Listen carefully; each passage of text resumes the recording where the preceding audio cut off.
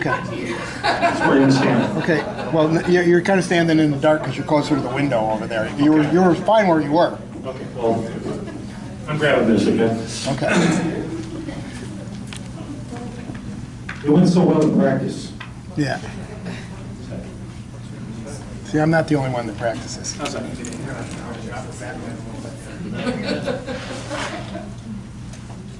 Okay, action. Anyway, the first time I offered the job to Mickey, he flat turned me down. He said, hourly? Hourly? And he said, no, I'm very happy where I am. And so I said, okay, not a problem, I totally understand. And I thought, we'll just see what happens. About a week later, he calls me and he says, is that job still open? At that time, I had promised the moon and the stars, and I tried to deliver. I said, you'll have a quality of life. Was that a crock of crap or what? It was and it wasn't. It depends on the day. We've been so happy for the last 8.5, 9 years to have Mickey here. He brings a world of information and a world of knowledge of systems here, and he has imparted that on his team. Caesar and everybody else have just been phenomenal. Thanks to Alan for being the launching pad for all of his guys that he's stolen over the years, and he'll probably continue to, will probably continue to do so. That's what I hear. But I was going to try to make sure that you guys had an opportunity to see a grown man cry, and hopefully it wasn't going to be me. If you know Mickey, he is very prone to tears because he cares so much, and he's taught me a lot about caring. So, we want to present you something. Who is this caring person? We signed it. Instead of just signing it, everybody put movie quotes on it. How come his picture is bigger than mine? Because we like him more. If you look closely at the picture, there's smoke coming out of the back of the building. This is wonderful. Thank you so much. Anyway, if you don't know, whenever we were actually doing our interview, at about the halfway point, we just talked in movie quotes. We were talking Top Gun, Mr. Mom, we were all over the place when it came to that. But again, I'm very happy that Mickey's going to a better place. So you need to look at this in my little notes for my little prepared speech for this surprise party. It says, and then there is Bill. Movie quotes. I didn't see that. Anyway, I just wanted to say thank you very much to Mickey for being here and doing all that you've done and caring and pegging that GSI index to 11. So thank you, my friend.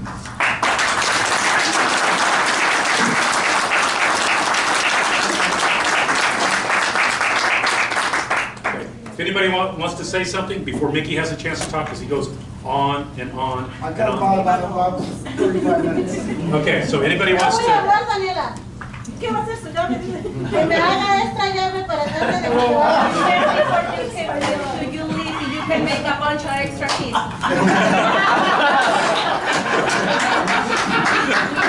For Rosa and Aurora, we're going to have about 100 keys. All of them demagnetized.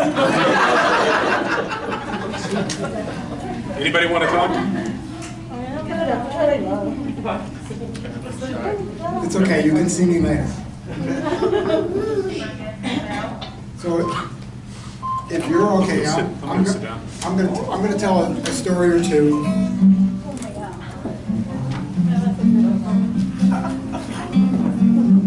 Of course, I'm leaving and it's sad, so it has to be the blues. So every day I start my day here at the hotel, and the first person I see in the morning is Caesar. And we've been doing this dance for a little over 8 years now, so we're kind of like an old married couple. We mostly grunt, say hello, and then split up and go in opposite directions.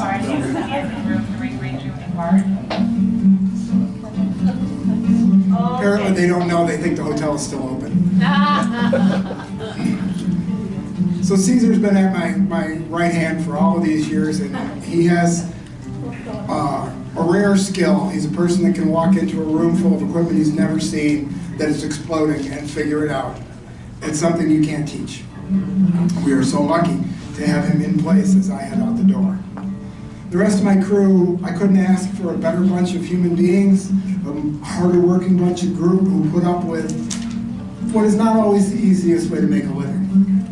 And especially working late nights and shifts, and I've been so lucky. Everybody's been with me since the beginning, since at least their beginning. I usually make my way through the hotel every day. I start on the roof and I work all the way down to the basement, then I come back up in the restaurant, where I'm almost every day greeted with Maddie and Maria. When's the last time Maria had a day off? And Maddie, of course, is busily organizing the world, because that's what she does. With a little maker in hand, she will get us all straightened out. Maria, since her last name begins with A, is our #1 Maria.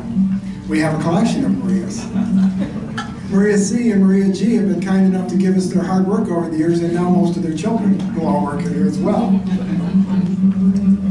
And then I work my way down and I get to visit with Alan for a little bit in the morning. And as all of you know, he is quite possibly the sweetest human being you're ever going to meet.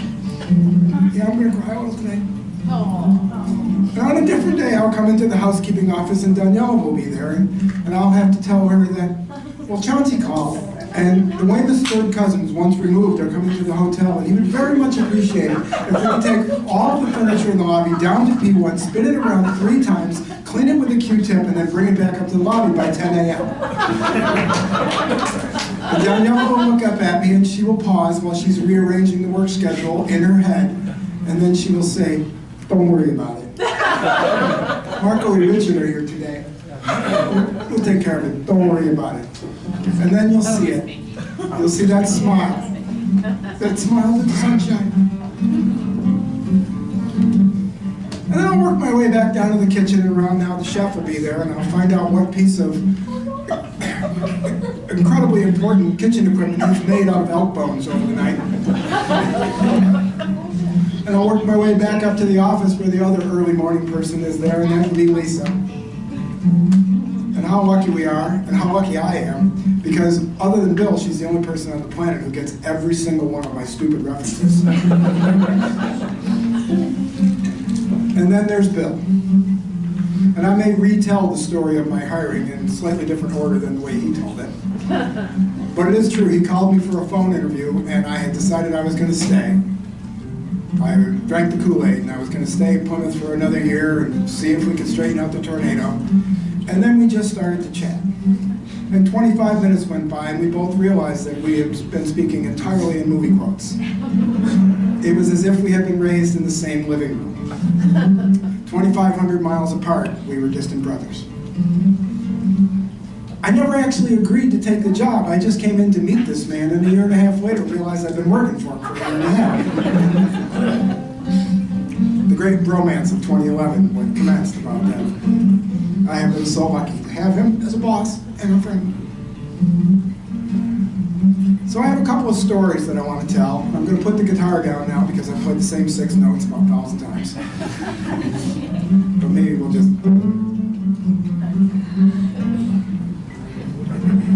do that for a little bit.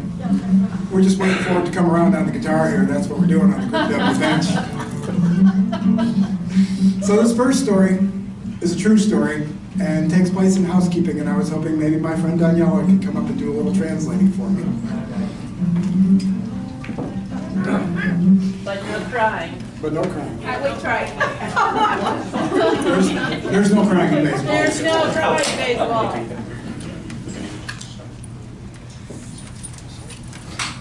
So a couple of years ago, I got a call to go to a room because somebody's air conditioning wasn't working, and in this case, the couple that had rented the room were staying in the room while I was working, which isn't all that unusual. And it was a couple in their 50s. You give her a chance to translate? Okay. Sorry, I gotta get used to the rhythm. I'm sorry. Okay. Keep it close to your face. It has a little delay sometimes. Okay. I'll start over. Okay. So a couple of years ago, I got a call to go to a room because somebody's air conditioning wasn't working. Okay. Hace unos años atrás rentaron un cuarto que el aire acondicionado no servía. And when I went to the room, the couple that had rented the room stayed in the room, and it was a couple in their 50s from Eastern Washington. Ok, y fue que estaba el cuarto a uno de los 50, estaba 15 a uno de los 50 grados.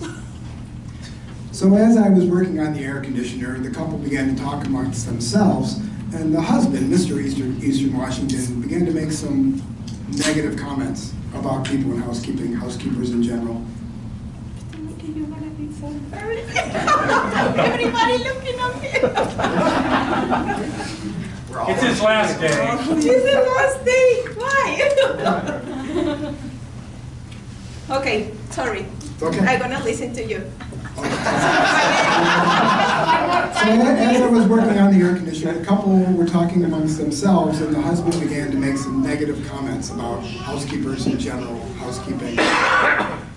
Ok, estaban arreglando el aire acondicionado y el señor que estaba ahí en el cuarto, el esposo, estaban haciendo comentarios negativos sobre housekeeping y los departamentos. He was one of those people that would say things like, these people. Es una de las personas que decía comentarios como estas personas. Of course, it's a hotel, and I can't just yell at him. Por supuesto, estaba en el hotel y él no podía estarle gritando. So without looking at him, I just started to talk. Él, en vez de estarlo mirando, empezó a hablar con él. I said, you know how when you're going to have company over, and you really go to town, you really clean your house? Él le empezó a decir que cuando no tenían cuando estaban en una compañía y cuando empezaban a limpiar su casa o hacer cosas, You get done and you stand back and you look at what you've just done and you're really proud. solamente empiezan a ver y a estar como haciendo las cosas. Lo siento por mi traducción, ok, estoy que tiemblo. Try doing that 16 times a day, every day, forever. Lo hacen 16 veces al día y para siempre. I looked up from the air conditioner and I turned to them for the first time and I said, these people are my heroes all day, every day. Él lo miró y él dijo, estas personas son mis héroes por siempre y día a día.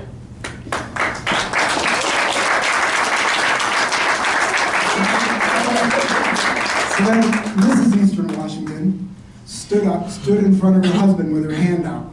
César, ¿me ayuda? Estoy que tiemblo. Sorry, I can't do that. No, yo sé, pero please. I'm sorry. That's okay. Sorry. That's okay. Please, César. Sorry. Estoy que tiemblo. I'm sorry. So Mrs. Eastern Washington stood up in front of her husband with her hand out. Entonces su esposa se paró y le dijo a su esposo. Her husband pulled out his wallet and handed it to her. She pulled out a 20 and put it on the counter for the housekeeper. Entonces su esposo sacó su billetera y le puso $20 para housekeeping. We do what we can do, one small mind at a time. Que hacemos lo que podemos, poquito a poquito. Thank you.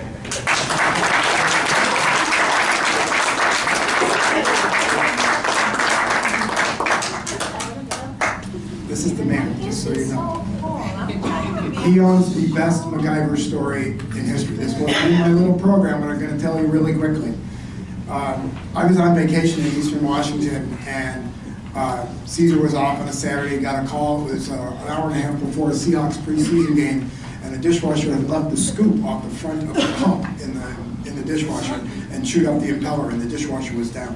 And he came in, took the pump apart, which is a big pump, it weighs 80 pounds, banged the impeller back into shape, but the keyway that holds the impeller to the pump was sheared off. Now it's Saturday, and Jackson's not going to get you a replacement part anytime soon. So he went to Home Depot, bought a piece of metal, cut it down, took it on a grinder, made a keyway, put the pump back together, got the dishwasher up and running by game time. It is the best MacGyver story ever.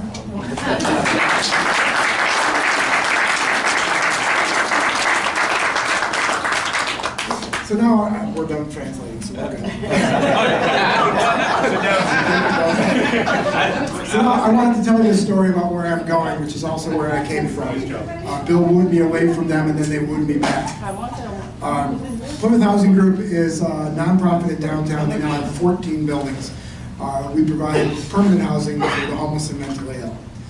One of the things you need to understand is that when you're severely mentally ill or intellectually challenged or disabled in a lot of different ways, work is just not ever going to be an option for you.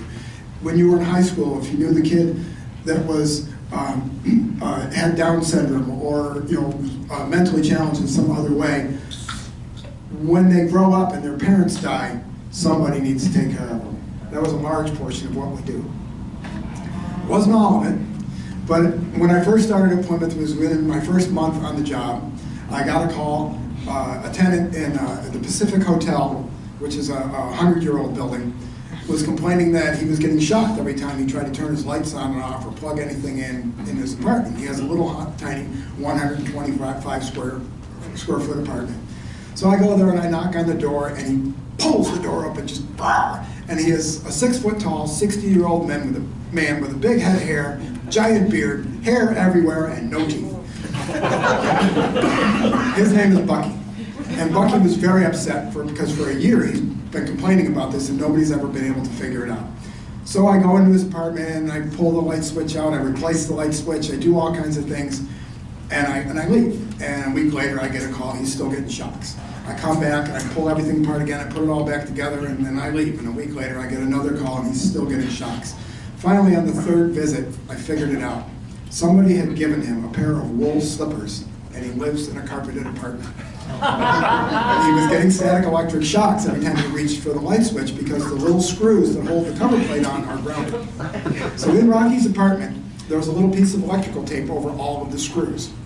And every time a city inspector or a state inspector or any of their inspectors that come, I would have to explain why it was there. But the fact that I finally believed him and I fixed his problem, we were friends for life. A couple of years go by, and I'm back at the Pacific Hotel. We're getting ready for another inspection, and Bucky comes just bursting in the front door of the building, and he's howling, and I'm thinking, what's he mad about now? He wasn't mad. He was proud. In the same month that he got his first Social Security check, he passed a literacy class. He got a diploma and graduated from a literacy class. He was 62 and a half. Another year goes by, and I come in. Well, when he got the diploma, we were readying for Seattle Housing Authority inspection, which was all going to be followed a week later by the city of Seattle and a week later by the state of Washington. So I had 3 inspectors in a row, and every time an inspector comes in, we would sit in the office and we would talk about what they're going to see in any given apartment that they're going to go to. And when I told them that when they get to 111, which is where Bucky lived, they had to ask to see the diploma. So first, Paul Gimme, Deanna's ex-husband, was my SHA inspector. Paul asked for the diploma, and Rocky beams and shows him the diploma. And then Clara from the city, who was a scary woman everybody was afraid of, asked to see the diploma, and he beams and he shows the diploma. And finally, the state inspector, who we'd never seen before, shows up and asks Bucky to show the diploma. And he turns to me and he goes, "How do all these people know about this?" So another year goes by, and I go back to the Pacific Hotel, and Bucky asks me for a picture hanger.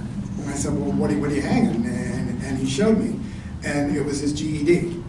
And even though the Navy had rubber stamped the GED as a thank you for his service during the Vietnam War, he knew it wasn't real because he couldn't read. So now that he could read, he went back and got his GED. And just before I left Plymouth, I was back at the Pacific Hotel again, and I can hear Bucky down in the community room howling, and you know that the fists are coming back, and the one-eyed autas are about ready to come out, and he's mad about something. And I went downstairs, and it was book club, and he was in an argument about The Sound and the Fury. He was arguing about William Faulkner. So that story and all the other stories are part of the reason why I'm going back, because he's alive because we did what we did, because he would never have survived on the streets, although it would have been a hell of a fight. So I do have a story that I have to wake up my little thing here.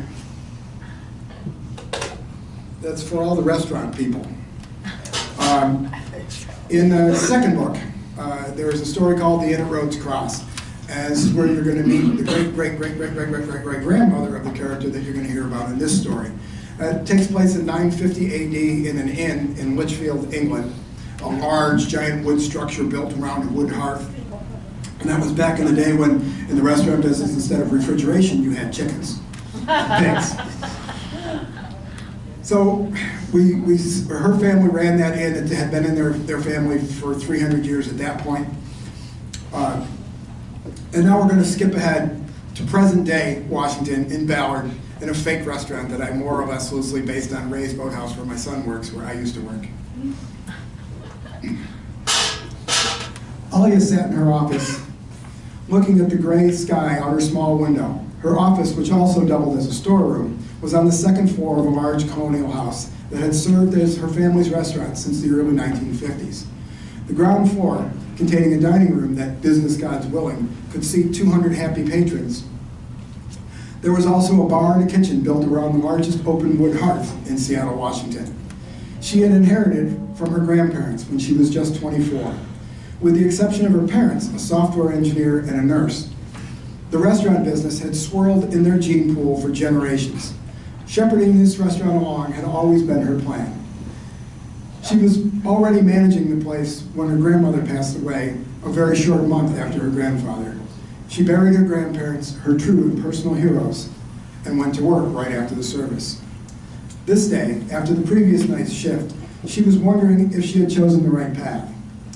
Her morning musing was broken by the ringing of the phone. Yes, she said into the receiver. I've already contacted the insurance company. Once the doctor sends in the diagnosis, his short-term disability will start. It should take about a week or so. It will carry him until his long-term policy starts in 6 months. Yes, thank you. It was a good benefit package. My grandparents were big believers in insurance. Yes, thank you. Please let him know I will be in to visit again after the lunch rush. Alia was not looking forward to finding a new chef. At 36, unmarried, with really no romantic entanglements, she wondered about her life's direction.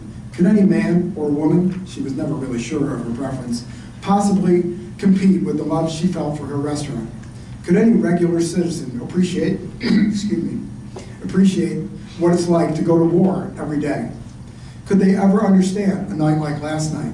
Over the course of her life in the business, was last night even that unusual? It had been another gray day in early spring. Lunch had been typically slow for a waterfront restaurant during the waiting for sunshine part of the year in Seattle.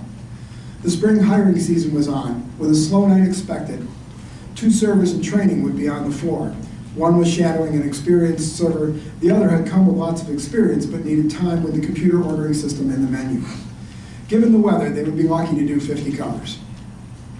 That was why there was very little panic when at 4 p.m. the sheriff showed up to collect one of her cooks who had violated his work release.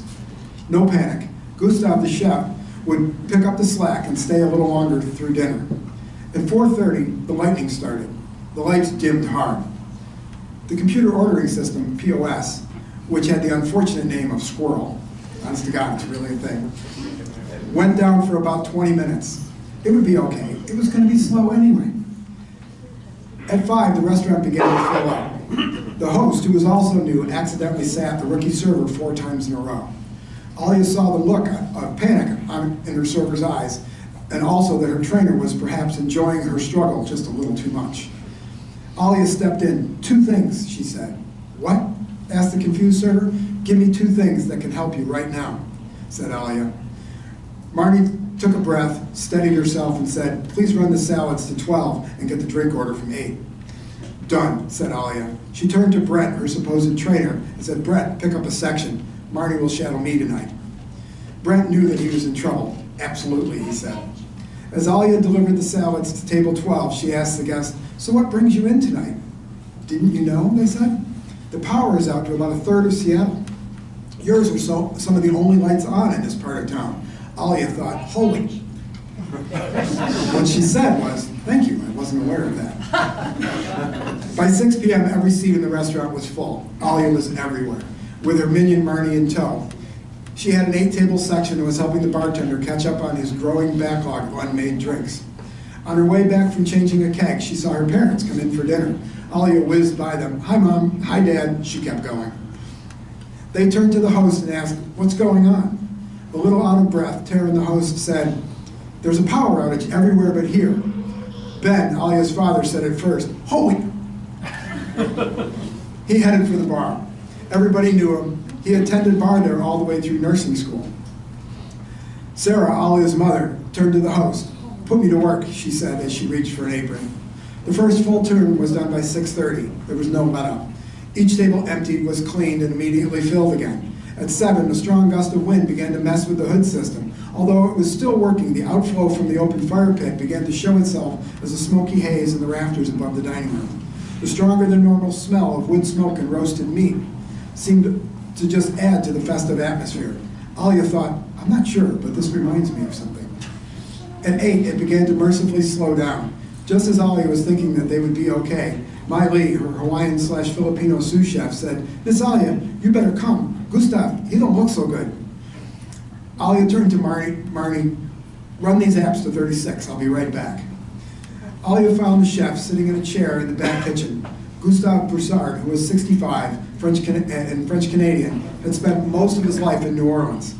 He did not look good at all. His chef coat was undone, he was pale in some areas and flushed in others. "Gustav," she asked, "how are you doing?" "Not so good, Cher. It feels like there is a horse on my chest." Alia felt his pulse on his wrist.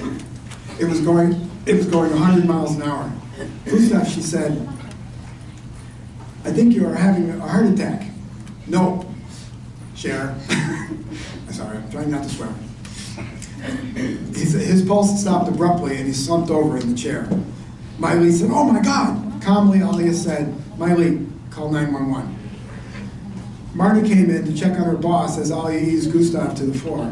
"Marnie," she said calmly, "in the wait station, at the end of the bar, there is an AED, a defibrillator, in a white and red box. Bring it to me now." Alia started doing chest compressions on Gustav. Trent came in. "I'm sorry," he said, "I need a void on 42. Any of you who've ever managed a restaurant know this.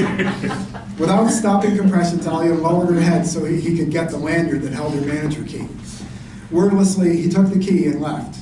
Miley came back and said, "They are coming, but the traffic lights are out. It might not be so quick. Is there something I can do?" Alia switched her hand position because she was tired. "Just get back on the line. It will be okay." Marnie came back with the AED. "What do I do?" she asked. Alia was really getting tired. "Just open the box. The instructions are on the lid," said Alia as she huffed and puffed. "Take out the scissors and cut his shirt open. Each paddle has a picture on it. Put it where the picture says." It goes, "Okay, good." An automated voice came from the AED. "No heartbeat detected. Defibrillation recommended." "When I say go, press the red button." Alia stopped pumping Gustav's chest and sat back. "Go!" Marnie pressed the button. Gustav's back arched, and then he went limp again. Alia started compressions again. "When the ready light turns green, let me know," she said. The light turned green. Alia let go again. Marnie pressed the red button again. Gustav arched and then coughed. "Normal rhythm detected," said the AED. "Holy crap," said Marnie. Alia laughed. "Marnie, we like to be very thorough on our training shifts." Alia's father came in and said, "I just found out what's going on. Are you okay? How is Gustav? Do you remember that I'm a registered nurse, right?" Alia sat back. "I'm sorry, Dad. I was so focused I forgot that you were here." He was gone for about 4 minutes, but I got his rhythm back. Gustav started to stir. Ben moved to Gustav's side and took his pulse. The paramedics came rushing in. Alia briefly filled them in. "This is his second heart attack. I have some of his medical information in my office. I'll be right back." As she headed up the stairs, her hands shook as she reached for the reel. That was all she would show for the moment. While she retrieved the records, she called Mariana, his ex-wife, but still his lover, and told her what had happened. Mariana would meet the ambulance at Harborview Medical Center. When Alia came back to the dining room, there were 2 customers left. The staff, including her parents, were more than halfway through their closing side work. She approached the bar and asked no one in particular, "How are we?" Her mother pulled up the sales report from the host desk and said, "I think we set an all-time record for a Thursday in March." Her father asked, "How is Gustav?" "I just got off the phone with Mariana. He's going to pull through, but it was bad. He's going to try to come back, and our job will be to convince him to retire for real this time." The 2 customers at the bar, both longtime regulars, paid their tabs, but didn't quite leave. Alia's father began lining up shot glasses on the bar and filling them up. The entire staff, kitchen and all, came out to the bar. The first round was simply to Gustav. As he filled the second round, he pointed to the large grainy picture behind the bar and said, excuse me, this picture, in case you don't know, is of my great-grandparents in front of the inn at Rhodes Cross. It was an establishment that had been in our family since 600 AD.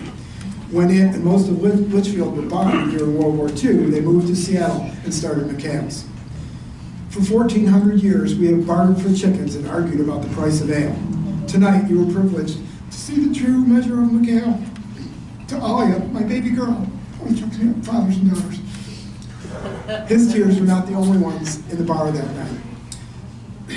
The crew and the two remaining customers, who at that moment would have walked through fire for her, raised their glasses and said, "To Alia McHale!" The staff would respectfully wait until tomorrow before they would ask for that day off for a concert or a family event. Alia's reverie about the previous night was broken again by the phone. Into the receiver she said, "Yes, we really got our butts kicked last night. How much chicken can you get me by 11 a.m.? Thank you.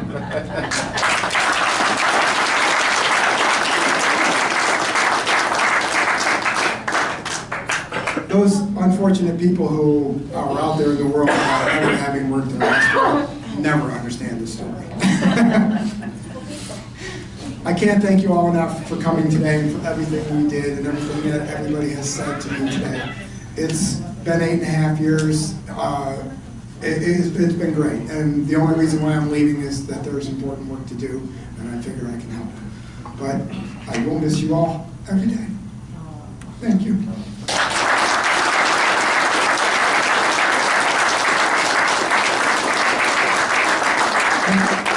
I don't know if you know this, but because I'm leaving, you're all now required to walk into Bill's office with at least one movie quote every hour. Thank you. You know what that means? Something's not going to get done.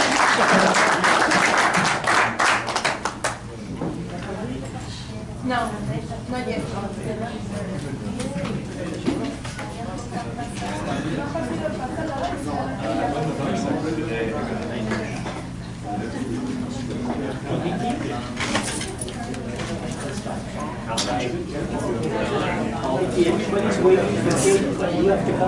Oh, I have to cut the cake? Oh, let me push the stop button here.